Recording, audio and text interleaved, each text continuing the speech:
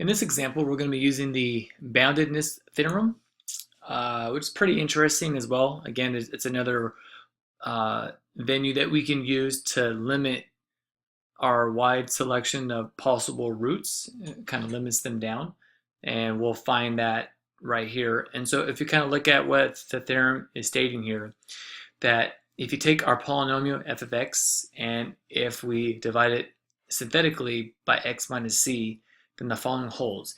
If c was greater than 0, and the bottom row, when you do synthetic division, if they are all non-negative, like there's basically all positive, then that means we can conclude that the polynomial has no real zeros greater than c. So that means that we know that c is going to be the maximum right there. So it's kind of limiting, it's going to limit our scope and the wide range of possible real zeros. Okay, and then same thing as, consequently, if c is less than 0, and if the last row in synthetic division alternate signs, positive, negative, or negative, positive, and so forth, then that means that we would say that this is going to be the maximum that has no real zero less than c. Okay, so let's just go on and see an example here. So if we have this polynomial, we want to show that f of x has no real zeros less than -3. So that means when we do synthetic division, we want to see them alternate back and forth, right? We're going to be using this guy right here. So let's go and try that.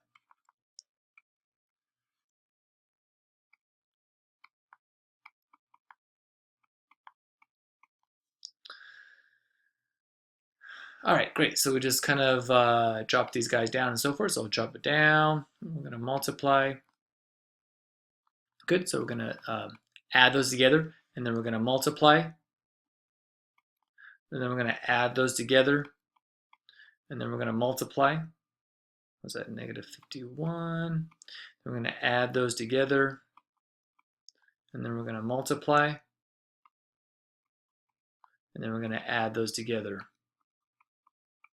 And as you can see here, positive, negative, positive, negative, positive. So it says here, if c is less than 0, which it is, right? This is less than 0.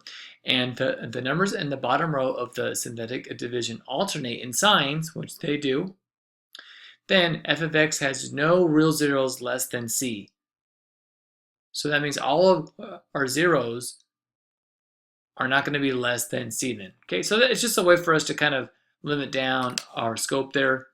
I guess it is helpful if you're trying to graph these polynomials by hand, but of course when you do it on a graphic calculator, that may not be helpful to you there.